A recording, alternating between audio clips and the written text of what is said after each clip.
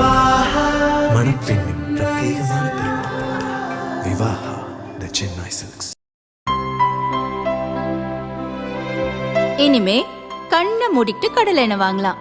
ஏன்னா மந்த்ரா கடலை எண்ணெய் இதயத்தின் தயாரிப்பு. வறுக்க பொரிக்க ஏன் எல்லா சமையலுக்கும் மந்த்ரா தான். மந்த்ரா கடலை எண்ணெய், அபார ருசி, ஆரோக்கியமான உடல் நலம். எந்த அரசன் மீதும் மதிப்பு கிடையாது. எவனையும் நான் பெரிய சக்தியாக பார்ப்பது கிடையாது.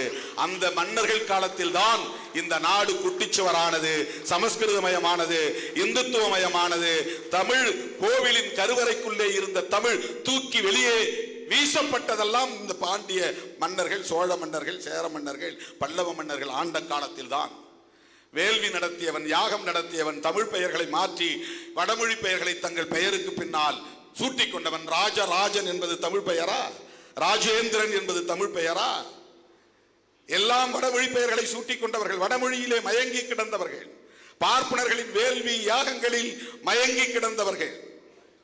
அவர்கள் எப்பேற்பட்ட மன்னாதி மன்னர்களாக இருந்தாலும் அவர்கள் எம் தமிழ் அழிவதற்கும் எம் கலாச்சாரம் அழிவதற்கும் வழிவகுத்தவர்கள் என்பதை உணர்ந்தவன் நான். தமிழ் மன்னர்கள் மூவேந்தர்கள் பற்றி விசிக தலைவர் திருமாவளவன் பேசியது பலரையும் மனம் கொதிக்க வைத்தது.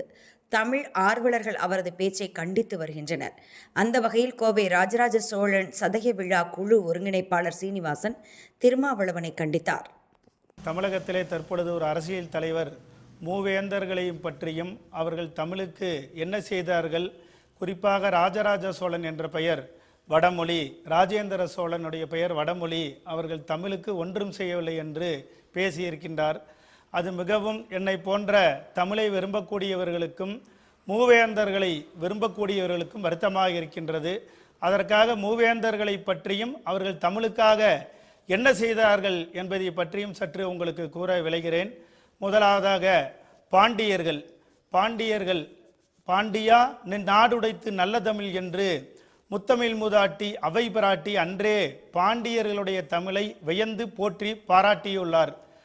தமிழுக்காக சங்கம் வைத்தவர்கள் பாண்டியர்கள். உலகத்தில் வேற எந்த மொழிக்கும் சங்கம் என்று ஒன்று கிடையாது. பல்லாயிரம் ஆண்டுகளுக்கு முன்பே சங்கம் வைத்தவர்கள் பாண்டியர்கள். மூவேந்தர்களிலும் மிக தொன்மையானவர்கள் பாண்டியர்கள். அந்த பாண்டியர்கள் சங்கம் வைத்து தமிழை வளர்த்தனர். தமிழ் எழுத்து மொழியாகவும் பேச்சு மொழியாகவும் இன்றைக்கும் வழக்கத்தில் இருக்கக்கூடிய மொழி எழுத்து மொழி, பேச்சு மொழியாக இல்லாத காலத்திலேயே பாண்டிய மன்னர்கள் தமிழால் இலக்கியத்தை படைத்து அதை போற்றி மக்களிடையே பரப்பி வந்தனர். எனவே பாண்டியர்கள் எண்ணற்ற பணியை தமிழுக்கு செய்திருக்கின்றார்கள். எல்லாவற்றுக்கும் மேலாக ஐம்பெருங்காப்பியமாக இருக்கக்கூடிய சிலப்பதிகாரம், நெஞ்சை எல்லும் சிலப்பதிகாரம் என்று தற்கால கவிஞர்களை போற்றக்கூடிய வகையில் இருக்கக்கூடிய அருமையான சிலப்பதிகாரத்தை இளவலாக இருந்த இளங்கோவடிகள் இயற்றியுள்ளார். அது போதாதான் சேரர்களின் அரும்பணிக்கு. அதுபோல நம்முடைய 12 திருமுறைகளிலே வரக்கூடிய திருக்கையிலாய ஞான உலாவை இயற்றியதும் சேரமான் பெருமான் என்ற சேர அரசன்தான் என்பதில் நாம் பெருமை கொள்வோம். மாமன்னன் ராஜராஜ சோழனுடைய பெயர் வடமொழி என்று கூறுகிறார்கள். மாமன்னனுக்கு எத்தனையோ பெயர்கள் இருக்கின்றது. இருந்தாலும் அவனுடைய இயற்பெயர் அருண்மொழி என்பதுதான். ராஜராஜ சோழன் தஞ்சை பெரிய கோயிலிலே இருக்கக்கூடிய அத்துணை கல்வெட்டுகளையும் தமிழிலே தான் எழுதினான். அவன் எந்த உத்தரவை பிறப்பித்தாலும் அதில் தமிழ்தான் மிக்கு இருக்கும்.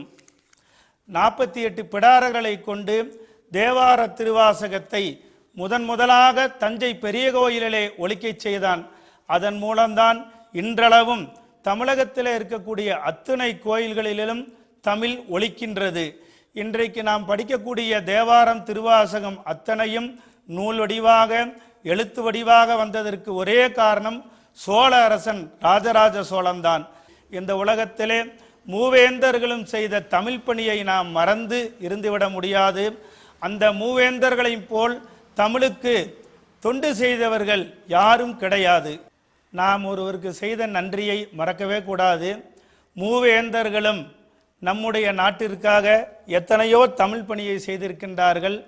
இது நன்றி கெட்டது என்று சொல்வதை தவிர வேறொன்றும் சொல்ல தோணவில்லை. மக்கள் ஒவ்வொருவரும் மூவேந்தர்களை பற்றியும் படிக்க வேண்டும்.